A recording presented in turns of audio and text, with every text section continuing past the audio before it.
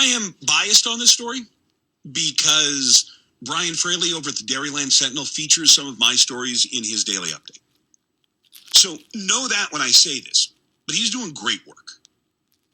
And he's now making news as opposed to just reporting news. Center Square, not me, but the piece that we wrote on it yesterday.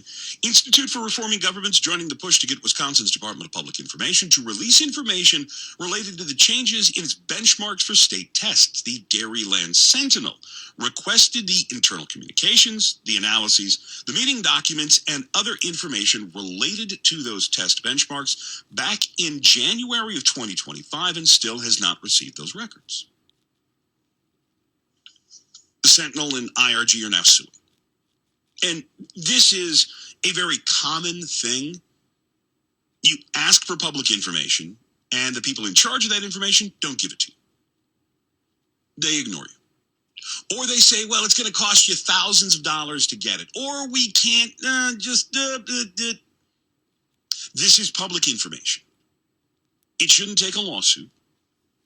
It shouldn't take a year. Thank God we do have alternate media outlets. This is why I love the small de-democratization of information on the internet. Journal Sentinel's not doing this story. The State Journal is not doing this story.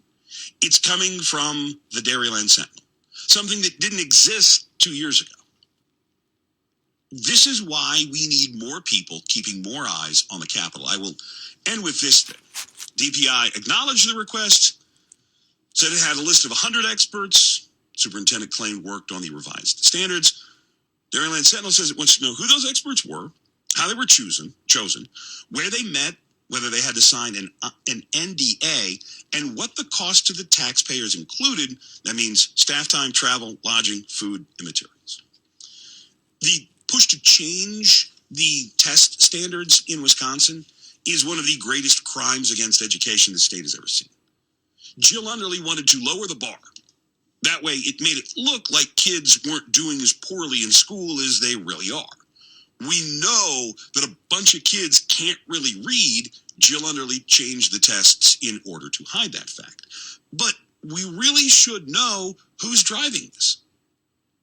Is this her idea? Is this some textbook company? Did the teachers' unions get a say? How many DEI experts were involved in this panel, and what all did it cost? These are very simple questions. This doesn't take years of searching old files in the basement from 1962. This is stuff that should have been released, that should have been acknowledged, that should have been made public the day after it happened. But thank God for a place like the Dairyland Sentinel and a place like the Institute for Reforming Government for saying, this is wrong, we've been nice, now we're going to sue, and when we win, because they will win, we are going to expose everything.